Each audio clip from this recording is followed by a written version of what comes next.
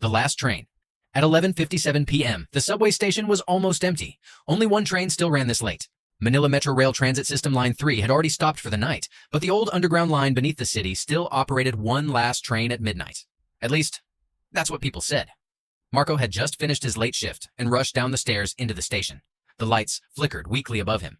The platform was silent except for the distant drip of water echoing through the tunnel. A digital clock on the wall read 11:59 p.m. Perfect timing. A few seconds later, the sound of metal screeching echoed through the tunnel. The train slowly rolled in, its headlights dim and yellow. But something felt off. The train stopped. The doors slid open. Marco stepped inside. There were only 4 passengers, a woman staring at the floor, a man wearing a long black coat, an old lady clutching a small suitcase, and someone sitting at the far end of the car, facing the window. None of them moved. Marco sat down and checked his phone. No signal. That wasn't unusual underground, but the silence was strange.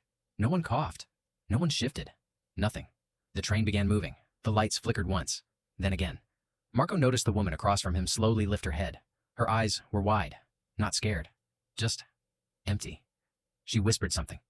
"You shouldn't be here." Marco laughed nervously. "What?" But she didn't answer. The train passed the next station, except it didn't stop. Marco looked up at the map above the door. The small LED light that usually tracked the stops was off. "Did we miss the station?" he asked. The old lady slowly turned her head toward him. Her voice sounded dry, like it hadn't spoken in years.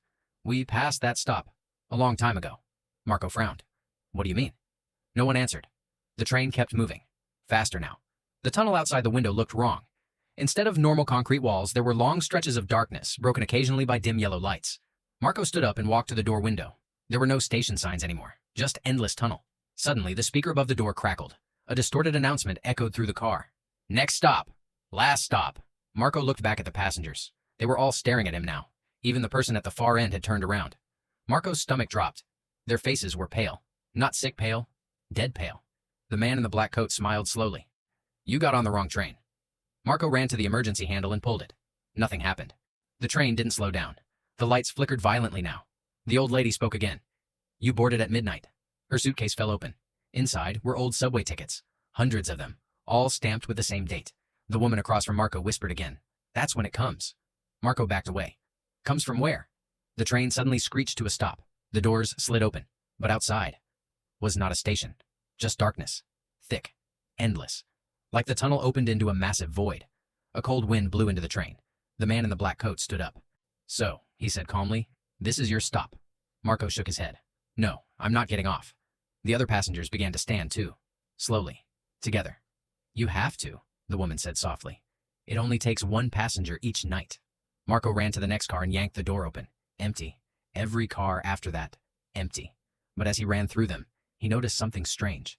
The seats were covered with old missing person posters. Hundreds. Thousands. All from different years, different cities, different countries. But every poster had one thing in common. At the bottom of each description it said, "Last seen entering the final train before midnight." Marco slowly turned around. Behind him, at the end of the car, the 4 passengers stood waiting. Perfectly still. The man in the black coat spoke one last time. "You can run through all the cars you want." He pointed toward the dark doorway at the end. "But the train only stops once." And then Marco noticed something that made his blood freeze. At the far end of the train, a 5th passenger was now sitting in the seat he had first chosen. Someone who looked exactly like him, smiling, waiting for the train to leave again.